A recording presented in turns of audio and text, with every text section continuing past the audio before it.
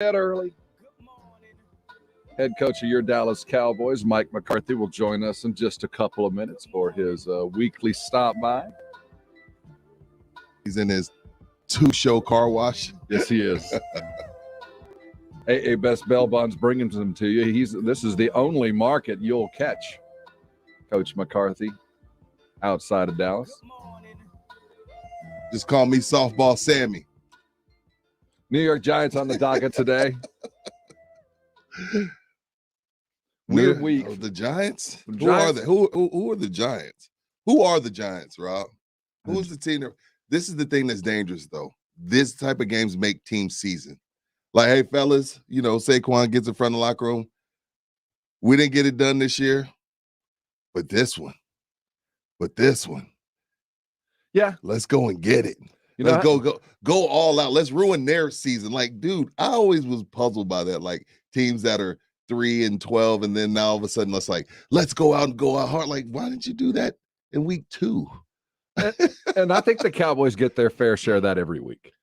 Everybody wants to be a la the Raiders. Right. Raiders have not played a game that well since the Cowboys. But I also think that the Giants are much like a lot of the teams that are well below 500. Mm-hmm. They just need to get punched in the face. They've got a good plan. This is a division game. They certainly want to win it from, God, family, and Giant fan. But the fact of the matter is there's just not a lot of there. And you know what I mean? So the Cowboys, not a lot of there. All they need to do is you feel like if you just start fast.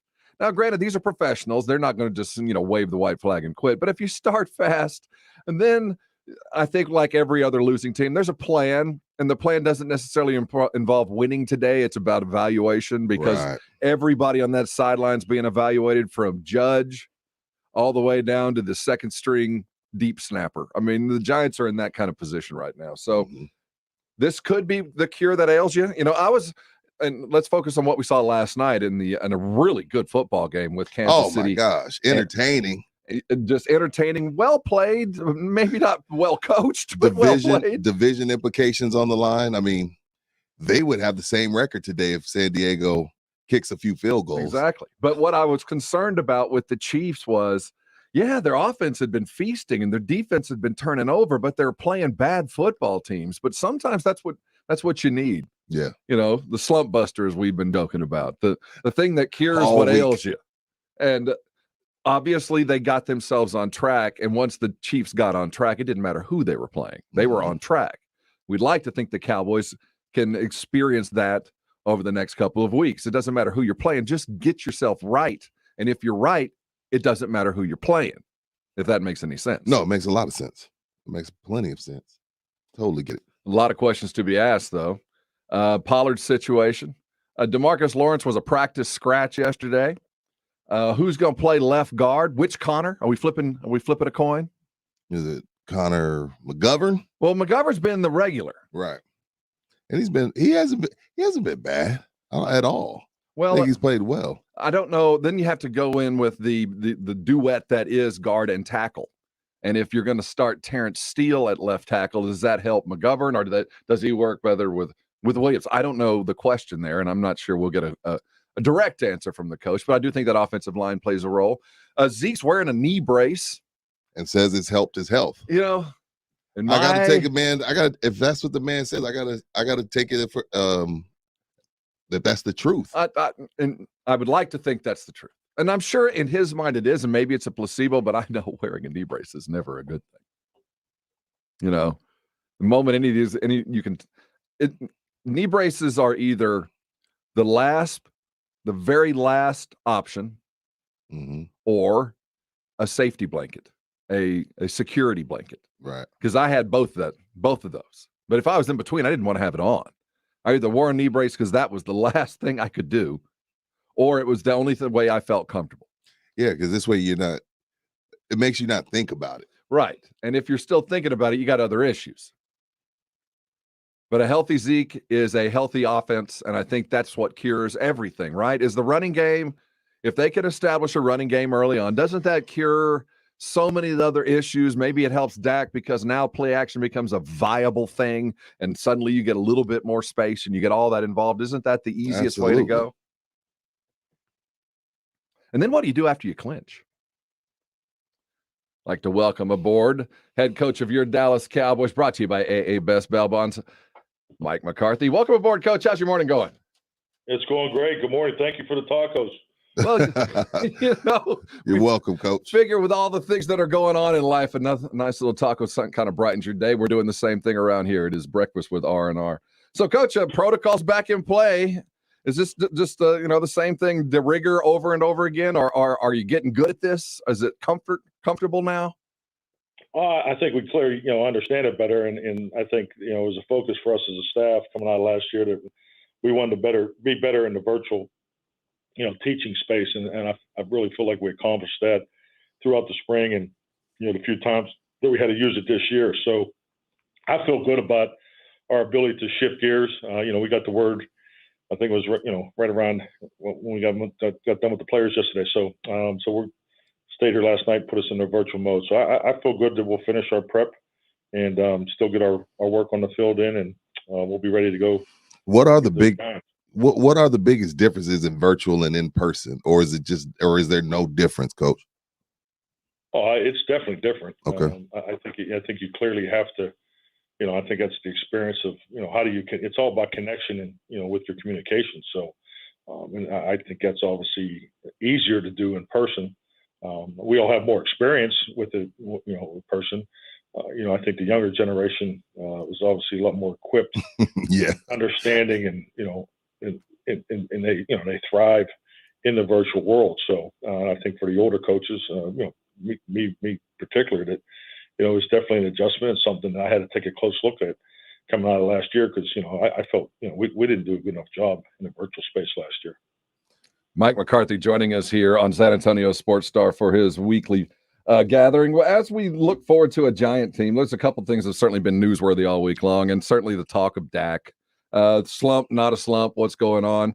How do you deal with that when you're dealing with a quarterback that's going through a bit of adversity? Is it something you talk about, or is it like a no-hitter? Let's just go to work and get through it. Well, you keep working on yourself. I mean, that's why they call it self-scout. That's a process we go through every Monday. So, I mean, the most important thing that we need to stay focused on is to keep our process the same and consistent, and make sure that when we do our evaluation, and that the result of the game doesn't factor into the true evaluation, because this is December football. Our ability to play with fundamentals and technique at our highest level, that's what's going to win this time of year, especially going forward. So that's really the focus. And I don't know how well you know Dak. I mean, one thing, he is extremely driven and disciplined in his work ethic and how he approaches improving every single day. So he's so competitive. You just got to keep working. It's a long year, and hey, we accept the fact that we set a standard of performance. It hasn't quite been there, the last few weeks, and hey, we're all about it ourselves too. So it's great to have reminders from you lovely people out there. You're very welcome, Coach. We're glad we're here to help. Hey, we're on this together. We all want to. You see, that's what I was going to ask, Coach, because Saban calls it the rat poison. No one gives them a chance against Georgia. They go out and win. Like, in all seriousness, how do you, as the leader of the team, how do you keep the rat poison out? Like, y'all aren't going to let the media make y'all feel like y'all aren't a good football team, right? Well, I think it's important. Everybody talks about culture and developing culture, but which I feel like we've done a good job, and it's a very, very healthy, accountable locker room. I mean, these guys generally like and care about one another, and they just have a really good energy and vibe to them. I mean, it was evident early. So the investment that they have, and how deep that these guys are into their commitment. These times don't really, they really don't even leave a dent, internally. But I think it's important to, understand it, especially when you work for the Dallas Cowboys. I mean, there's right.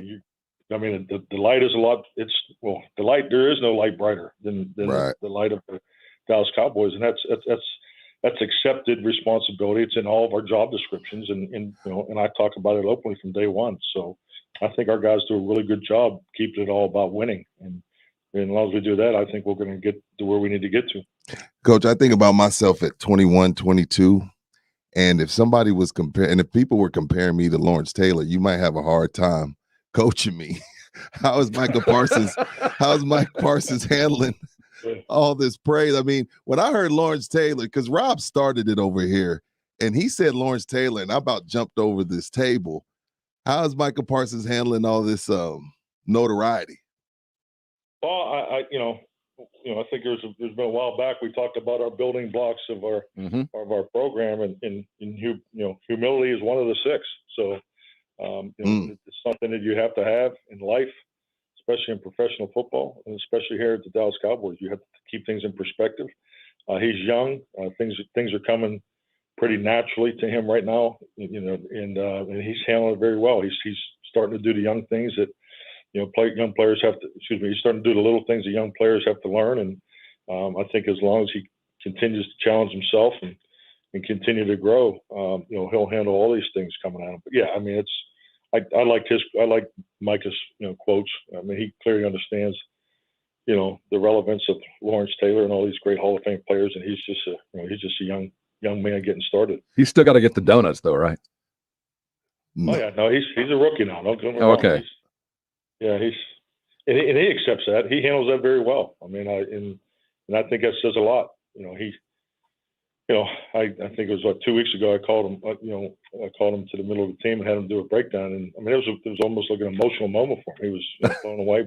So he has humility, and I think it serves him well going through these times of early success.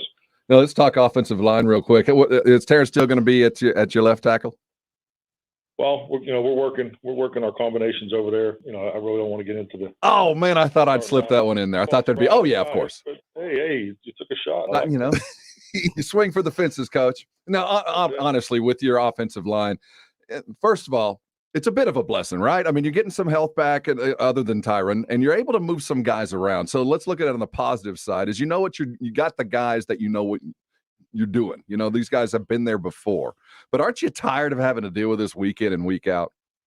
And I'm sure that. I mean, the continuity goal is always there, but injuries are part of the game, and I think it's speaks to our offensive line group as a whole. I mean, we have guys that can play multiple positions, and that is huge, huge, because you have to win these kind of games. You have to find ways to win through injury phases of your football. It happens every year, and then by the way, we're in the middle of a pandemic, so it's the ultimate team game, and I just love this roster format that we're in because we have 84 players in the building, and and they're all invested, and it really helps us navigate these challenges. When you look at your offensive line, do you see guys that play better together? I mean, if your left tackle changes, do you look at your right tackle and say, well, this other right tackle plays better with this other left tackle? You know what I mean? Is there combos that play better together, and does that go in to how you pick? It's more the guard, the guard and tackles. Right. That combination of the guard and center. Yeah, that's definitely, because I mean, so that's my next question as to who's going to play left guard. I have to go there. Well, yeah, no, I mean, it's we're, like you said, we're working all these guys. I mean, okay. We got Tyron's, not going to play this week, so we're just let's be honest. I mean, the way some of these games have gone, we got to make sure that our 8 guys that are up on Sunday, that everybody's training in 2 positions right now. Obviously except for Tyler. So we're just making sure we're ready to go here. With 3-game lead, 4 to play, is as far as Tyron goes, like if this is a play, can he just not go, or if this was the playoffs, he'd be able to go? I don't know if he could go this week. I know, hopefully by the beginning of next week we'll have more clarity on how long we think it's going to be. But no, this is obviously a real injury, and he's here around the clock treating it. So I mean, I know he's doing everything he can to get back out there. And then Zeke talked about the knee brace, and it made him feel. He said it improved his health from you watching him at practice and on film. Coach, does it seem like he's a little bit more comfortable is just doing the Zeke type things with the knee brace? Yeah, definitely. And you just got to, man, I just have so much respect for Zeke, and just the way he goes about it. I mean, he's he's always doing the extra stuff. He's always working with Britt. He's always in the rehab, the weight room, and the things he does away from here. So I think he's clearly this week better than he's been the last 2 weeks. That would probably be a pretty good evaluation there. So I'm hoping we can turn the corner and move forward. Because it's obviously a long year. His running style is so physical. His splits pick up and just his style of play. So I just think you try to be smart as you go through these challenges, and hopefully we can get Tony back and get back to the the flow that we had with both Zeke and Tony. Yeah, let's talk Tony. Let's hope he gets back. There'd been some discussion, some thought that we haven't seen him in practice, and that was a late scratch and early on. What's his status, and are we waiting until Saturday, or do you expect him to play on Sunday? Well, we had I don't have it right here in front of me. Like whatever how many plays we had slated from yesterday, he took all those in practice. So nice. So that's what that's what I'm looking for. So really see how he comes in today, and because I don't know if you've ever had plantar fascia. It's a tough one to deal with because you can't really get away from it. So so we'll see how he is today, and hopefully he didn't go backwards. After his work yesterday. Coach, let's say best case scenario, clinch is in place. You got a couple of weeks before the playoffs begin. Is there a strategy involved with resting versus rust? Are you looking forward to who might get some extra time, or is it you got to keep everybody precision moving and we act as if the playoffs are still out of reach and we go to win every game till the end of the season? Yeah, I don't think we're in that position really to have that conversation. I don't think we're going to be in position to really probably go down that line. I mean, I've always taken the approach and just learned this over the years, and I might even have to adjust my formula. But really, until you get to 10 wins, there's really not a whole lot of clarity on what's going to happen in front of you in the tournament. So, and hell, it may be 11 wins now, statistically with this 17-game season. So, and this is exactly how I talk to the team. So, I get everybody wants to talk about it, but you're really wasting your time. And let's get to 10 wins and then look around, and then I think this thing will, line up for us exactly what we need to do. And we all know that, if we win out, we're going to be in a very favorable position. So, I mean, that's being Captain Obvious. So I just try to keep it about getting this 10th win. I think then you'll say 11. Coach, we don't have to go into details, but there's only 32 of you guys. There's only 32 of these jobs. And when you see in-season firings, what is coaches' takes on those type of things and how it affects the entire staff, the coaches' families? When you see in-season firings, how does that affect, the other 31 guys around the league?